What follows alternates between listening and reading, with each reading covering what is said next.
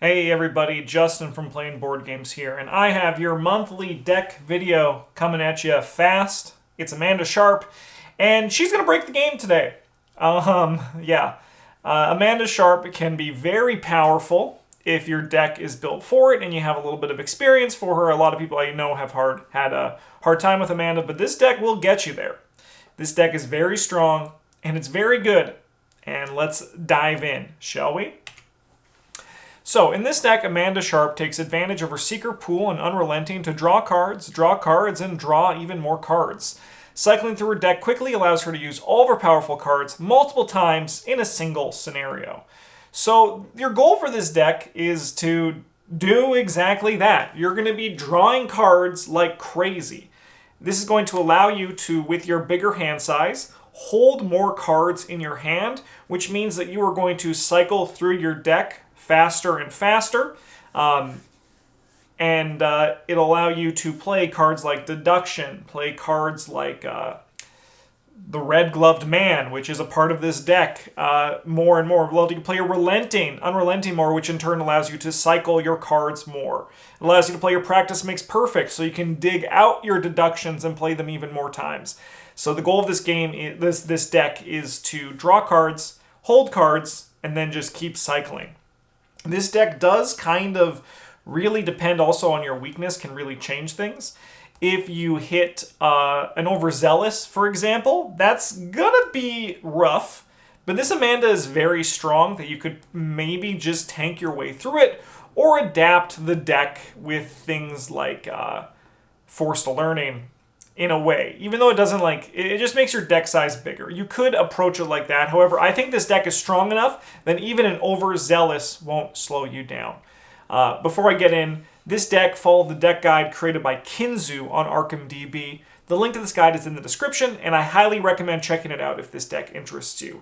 My deck does vary slightly, but I did follow this guide. It's a very good guide. It was part of my Patreon campaign where I wanted to find really broken decks, so I looked up some broken decks on ARKHAM DB, and I enjoyed this deck so much, and I had such a good time with it, that I wanted it to be the focus of this month's deck video. So, huge thanks to Kinzu for this. And I highly recommend checking out their guide because they're also going to have a detailed description of tons and tons of information and approaches you can take with this deck. My deck lists are in the description as well, so why don't you, before you go check out Kinzu's guide, just grab some hot cocoa and some popcorn and let's check this deck out. Here are all the expansions required for this deck. Core set, some stuff from the Dunwich Legacy, which is going to be repackaged soon, so that's convenient. We got Pallid Mask, Circle Undone, the Deluxe. We got a bunch from the Dream Eaters, the Harvey Walters Investigator deck, and then the Innsmouth Deluxe and Horror and High Gear. Return to the Circle Undone isn't necessary. It's just in this deck, but that can easily be something else. So, going to level 0 deck here. A lot of these cards I'm going to talk about in greater detail, but this level 0 deck is definitely where you are at your weakest. Because your Dream Diary is not functioning at the level you want it to. Your Deep Knowledges, while they do draw you cards, they cost you an action and put in curse tokens, which aren't really a problem. Don't be scared of curse tokens. You have some of your skills that you really don't want more, you don't really need right now, like your Inquiring Mind and your Prophesy. While they are fine level 0 skills, they're going to get a lot stronger. So don't be surprised that if your biggest stumbling roadblock at level 0 is the fact that you're just kind of a little bit weaker. What you're going to want to be looking for at your level 0 is obviously cards that draw cards, like Perception is really good if you can get that out. Deep Knowledge is also good in your opening hand because it can get the train going. But what you really want in your opening hand are stuff like Magnifying Glass and Dr. Milan Christopher, because they can help you boost up your book, which will allow you to actually contribute to the game. One thing to note, that Dr. Milan Christopher, there's only a one of. A Lab Assistant is more important in this deck than Dr. Milan Christopher, so your Magnifying Glasses are really clutch here. You do want to also translate your Dream Diary ASAP, so just something to be aware of. Your Amanda personals, they have a lot of juice here, and actually with obscure studies, I found myself using this most often to bring back deductions to my hand, or to bring back an Unrelenting or something to my hand. Your Whispers from the Deep is actually super soft, and even when you put it underneath you, you can still function really well. You can just change the goal of your turn from being there to push the game forward, but more of a setup turn. You can use this to draw cards, you can use this to move around the map. Additionally, Whispers from the Deep, if you draw it during your turn, you can commit it to other players. So this is why with Amanda it can be good for you to go first, because if you're going to be drawing a bunch of cards on your turn and you draw Whispers from the Deep, you can use it on your actions, or if you use it on somebody else's actions, it's going to be then gone during the next investigator phase. So just some hot tech that you can use from Whispers from the Deep there. Let's take a quick stop at the upgraded deck before we get into talking about the cards themselves. Again, Kinzu's deck list in the description goes into great detail for a lot of this, so if you're looking for more information, check that out. I'm just kind of talking about my experience with the deck and what I found with the goals, but there is definitely more to this if you want to go looking. So the upgraded Dream Diary, Red Glove Man, the World, which will draw more cards, the Miskatonic Archaeology funding to allow us to play our Lab Assistant and our Dr. Milan, and also the Red Gloved Man, because that one allows you to have 2 additional ally slots, which are only used to hold Miskatonic assets, and luckily the Lab and Dr. Milan are both Miskatonic. Red Glove Man, unfortunately, is not, but that's because they haven't accepted his his entrance yet. His entrance essay is not that good. It's not that good. Cryptic Research, drawing cards fast. We'll get into that one once we get to these. The Cryptic Writings, I'll be honest with you, this is I always tone down my deck list from this. Like, these are like my deck list when I'm going into like scenario 5 or 6 from a campaign. At the point where this was done, I had the upgraded Cryptic Writings, so you can obviously put those in, but for this deck, I like to aim for smaller for this. You can kind of see where it is around 30 to 35 experience. We have Momentum, Upgraded Perception, and Unrelenting. Promise of Power, live through the whole thing because Promise of Power is just really good. Same with Shortcut and Practice Makes Perfect. Just cards that are awesome. I also think Curiosity is really good here. This is the one where it gives you additional book or brain depending on the cards in your hand. And oh baby, are you going to have cards in your hand? Yeah, let's check out some of the more specific cards coming up here. So, Unrelenting is absolutely busted in Amanda Sharpe. It fills up her hand while she takes tests, and it doesn't matter if you pass or fail the test. With Unrelenting, you're looking at sealing the +1/0 Elder Sign and Bless tokens if you have them, and then using Unrelenting as card draw. You might feel inclined to treat this as something as you seal the bad tokens, and then you pass your test. I could say that in the late game, that could be a decision you do. But if you are planning on having this deck function, as soon as you draw an Unrelenting, you're using this to draw 6 cards. Don't be afraid to fail because you will make up for that tempo with the strong cards that you're going to be cycling through your deck constantly and playing. So putting it under Amanda is key, because it allows you to draw 6 cards during your turn, and maybe, if you're lucky, 2 more in the Mythos phase. So, like, this card represents so much card draw. This card is absolutely busted in Amanda Sharpe. It's kind of crazy. It's the biggest, in my opinion, it's one of the top 2 upgrades that you can do that really pick up the speed of this deck. It's really good, and it only costs you 2 experience to put in. That's kind of wild. So much recommendation for Unrelenting as your first priority upgrade. The card is really, really key to having Amanda hit that power level. So here are some level 0 cards that have a great function. Dream Enhancing Serum turns each draw into the potential for more draw. I found personally that the games where I had Dream Enhancing Serum on turn 1 were better than games without it. This is even true for your level 0 deck. You do want your Dream Enhancing Serums, do not mulligan them away. You could mulligan away the second one, but if you have your first one, keep it, play it, turn all of your card draw into the potential for more card draw. Really good. Lab Assistant gives cards when it enters play and soaks some damage and horror for you. However, most importantly, both of these cards increase your hand size, allowing you to hold half your deck in your hand while cycling the other half. As I said, that is the goal of this deck. The goal of this deck is to cycle your deck over and over and over again, and the best way to do this is by having half of your deck in your hand. There was actually a lot of scenarios where I was just sitting on a Promise of Power. I just had 2 Promises of Power in my hand for the whole game, and I never played them because I never needed them. But I just didn't have to draw them again. So, like, don't be afraid to hold cards in your hand if you don't think they're valuable to you in that moment. They have value inherently by being in your hand and not being in your deck. So they are not cards you need to draw later. The cards that you're looking to commit are Curiosity, Deduction, Eurekas, Perceptions, Unrelentings. Your Promises of Powers and your Momentums, which we're going to get to, they can kind of sit and do their thing. If you're curious about, and by do their thing, I mean like do their thing by being space in your hand.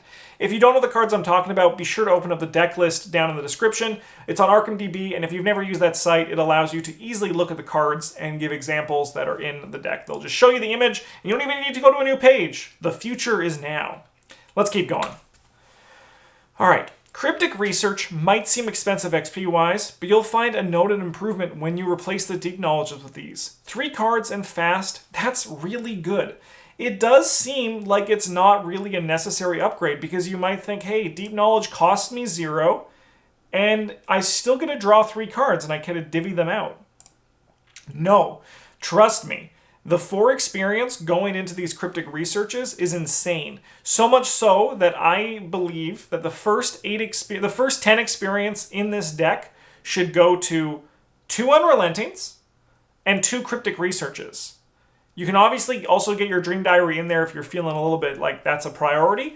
But the thing is, you can just not play your Dream Diary. You can just commit it to a test. You can hold it in your hand.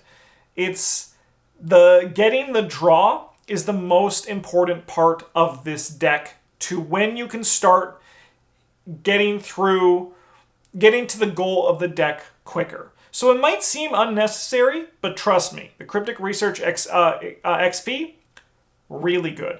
Really good, spend it right away. The Perception upgrade also provides a good boost to card draw, but it isn't as much of a priority upgrade as Cryptic Research.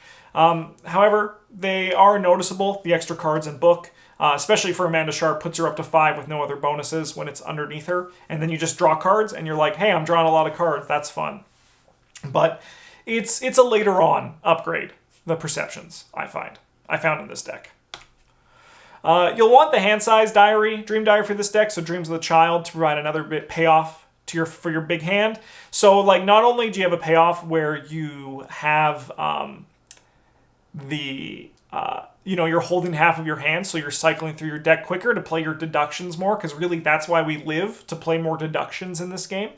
But you'll also look at like another way to have a payoff, which will be this Dream Diary. If you have 8 cards in your hand, your Essence of the Dream gains Wild. So it consistently will provide 4 wild symbols, which will bump Amanda or her teammates above any tests that may come your way. Also, you can try putting your Essence of the Dream under Amanda. It's fun. Just having like +4, like being 6s in all your stats every second turn. Like if you're holding all your skills and your Essence of your Dream, you did not commit it last turn, throw it under Amanda. I'm not saying you have to not commit your Essence of the Dream, because like committing of the Essence of the Dream is like always a fine choice. But if you're still holding it, put it under Amanda. Get +4 to all your skills. Be 6s in your stats for a turn and a Mythos phase. That's very strong.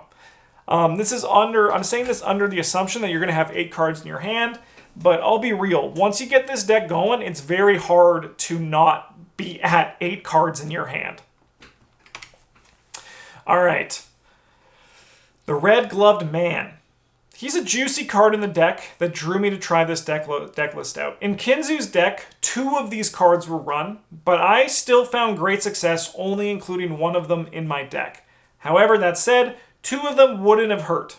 2 is still, like, having 2 of these in your deck is good. But I was fine with just 1 of them because I was cycling so much. So, what does the Red Glove Man do? He boosts your skills to the moon and he soaks everything for you in the process.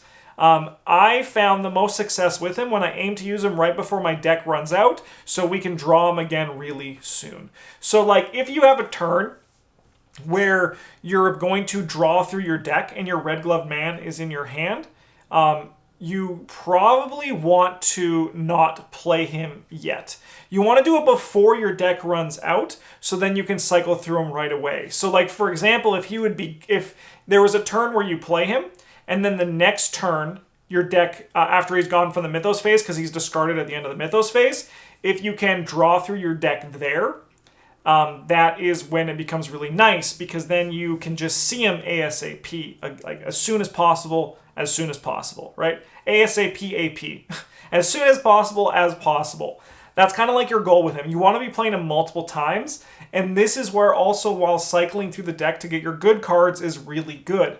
One thing as well, if the Red Glove Man happens to be in play when you are cycling through your deck and you have to take a horror to redraw, put the horror on Red Glove Man. When he is in play, he is here to soak damage and horror for you while also putting up 2 of your stats, most likely book and brain to 6. However, this deck, and it's even in Kinzu's thing, can flex into a killing machine. You can run some vicious blows. You can become like whatever Amanda wanted to be. She's studying. She hasn't decided on her major yet. She can just do whatever the heck she wants.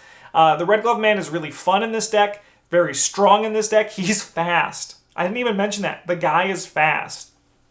Red Glove Man's super strong, super fun, and it's what drew me to try Kinzu's deck out, and I did not regret it, and I hope this inspires at least one of you viewers to try this deck out, because the Kinzu's plan here is phenomenal, and I love it. I love it. Last card here we're going to talk about is Momentum. I always love running Momentum in Amanda, even if it's not in this deck.